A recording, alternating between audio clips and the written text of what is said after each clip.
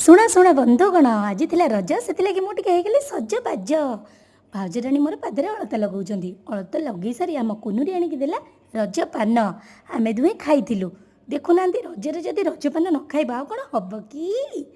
ତାପରେ ଜଳଖିଆରେ ବନା ହେଇଥିଲା ଚକୁଳି, ମଟର ଆଳୁ ପନିର ସୋଲା ତରକାରୀକୁ। ଶୁଣ ଶୁଣ ବନ୍ଧୁଗଣ, ଆଜି ଥିଲା ରଜ, ମୁଁ ଟିକେ ହେଇଥିଲି ସଜବାଜ। ପ୍ରଥମେ ସଜବାଜ ହୋଇ ପାଦରେ ଅଳତା ଲଗେଇଥିଲି, ତାପରେ ଖାଇଥିଲି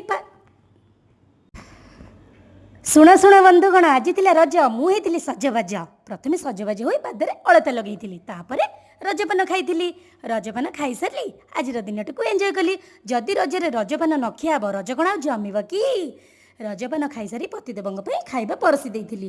ଖାଇବାରେ ହେଇଥିଲା ଆମର ଚକୁଳି, ପନିର ସୋଲା ଆଲୁ ମଟର ତରକାରୀ। ପତିଦେବଙ୍କୁ ପରସି ଦେଲି। ପତିଦେବ ଖାଇକି କହିଲେ ବହୁତ ବଢ଼ିଆ ହେଇଛି। ତାପରେ ମୁଁ ପତିଦେବଙ୍କୁ କହିଲି, ହଉ ଯଦି ଭଲ ହେଇଛି ତାହେଲେ ତମ ହାତରେ ମୋତେ ଆଜି ଖୁଆଇଦିଅ। ମୁଁ ଖାଇଲି, ମନଟାକୁ ଆହୁରି ଖୁସି କରିଦେଲି। ସକାଳ ଖାଇବା ସରିଲା, ଖରାବେଳ ରୋଷେଇ ପ୍ରସ୍ତୁତ ହେଲା। ଖରାବେଳ ରୋଷେଇରେ ହେଇଥିଲା ମଟନ୍।